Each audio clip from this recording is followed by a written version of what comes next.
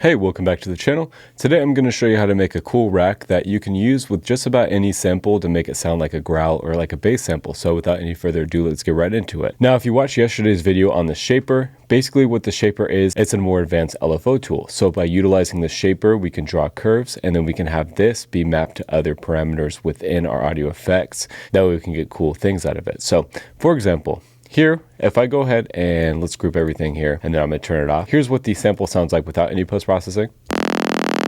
Here's what it sounds like with all the post-processing. What?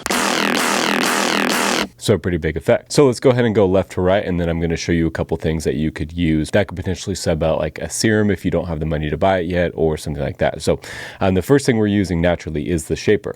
Now the shaper is going to be kind of the hub where everything is controlled. I have my rate at 1/4, I have my depth at 100%, and I think I've left everything else untouched.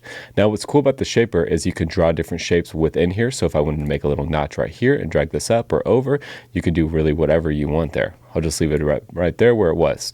Next thing is we're going to have a disperser. If you don't have disperser, you could do what I do, or you could get the pack down below that's going to have my disperser in it. I'm going to drag this here so I can show you what it does. So basically what the disperser is you have a dry wet, a frequency, and a distortion. And what it is, it sweeps between the parameters in this EQ3. So if I go ahead and drag the frequency, you can see that these frequency low and frequency high are going to move. And basically what that does to the sound is it makes it kind of like wet or kind of bubbly. So if I just grab like a serum here, I'll play a note and then you can hear what it sounds like.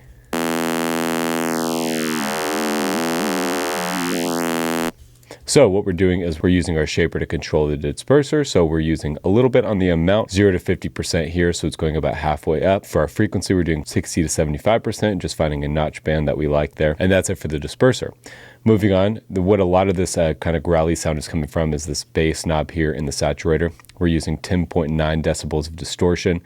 We have our output still at 0, so we're just really taking that distortion into play here, and then we are using the digital clip section here, modulating this bass from 50 to 75%. So we're doing from 0 to say 15 or 16 here in this bass. Find a section that you like. If we drag it even higher, it's going to sound even more distorted, so you just want to find a happy medium. We don't make mistakes.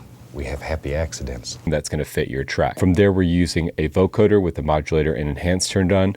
We're using some voicing along with the sensitivity, and we're modulating both of those back to the shaper. So for our voiced, we're using 50 to 100%. For the actual sensitivity, we're using 71 to 87%. And then we're also shifting our format. That's just going an octave up. So we're doing 50 to 67%. That's about what it ended up being.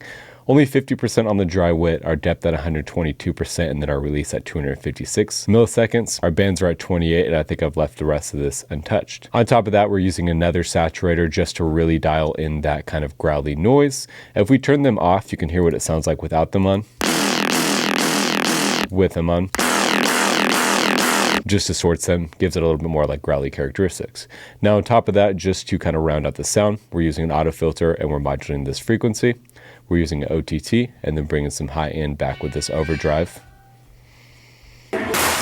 Then bringing some high end back with this overdrive. That way the sound sounds pretty clean. It doesn't sound like muffled from the auto filter. Now, what we can do is, I just wanted to use what is available to you within Ableton. So if you don't have Serum, if you don't have Faceplant, if you haven't downloaded Vital or not comfortable with using it, what you could do is you could just use a simpler here, or if you have Ableton Suite, you can use something like Drift or the Wavetable. But just to keep it simple, if I go into simpler here, and then we can drag, say like a bass, different bass sound. Let's try a different one. The bit growl bass. How about this one? And even if you were to get something like a piano or a key, it really just applies those same fundamentals to everything that you can throw at it. So this is a really cool audio effect rack, especially if you just want to like play with something like a sine wave and make it something that's unique to your style. You could just throw some effects on it afterwards, use the shaper to dial it in, and there you go. You have a pretty cool bass sound. So with all this being said, I hope you learned something from today's video. That's all I have for you today. Thank you for watching, and we will see you again in the next one.